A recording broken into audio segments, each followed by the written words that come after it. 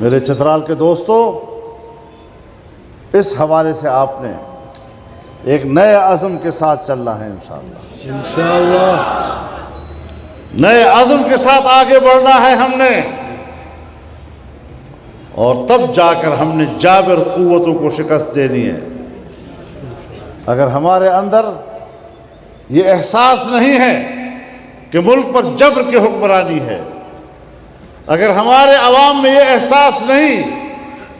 کہ ہم عالمی قوتوں کے غلام ہیں، اگر ہمارے عوام میں یہ شعور نہیں ہے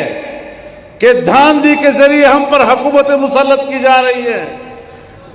اگر ہمارے عوام میں یہ شعور نہیں کہ باہر کے ایجنٹ ہمارے حکمران بنائے جاتے ہیں، تو یاد رکھو کبھی بھی آپ کو خوشحالی کا دن نہیں ملے گا۔ اس کے لیے کچھ اصول اپنانے پڑیں گے اور اس کی طرف ہمیں سفر کرنا ہوگا۔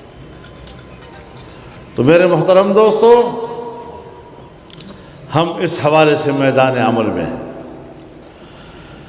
ہم سر سے کفن باندھ کر نکلے ہیں میدان میں، ہم جان کی پرواہ کیے ہوئے نکلے ہیں انشاءاللہ، اور آپ سے بھی ہم یہی جذبہ اور یہی ولولہ اور یہی عزم چاہتے ہیں۔ لبیک لبیک لبیک لبیک لبیک لبیک، قائد اشارہ کرا، قائد محترم حکم کرے۔ تو یہ پیغام ہم ملک کے کونے کونے میں پہنچا رہے ہیں انشاءاللہ،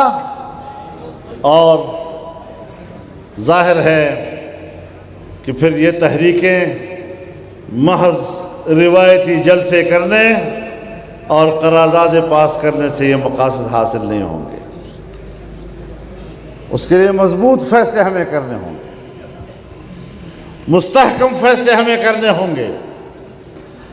اور ایک مضبوط عزم کے ساتھ ہمیں آگے بڑھنا ہوگا۔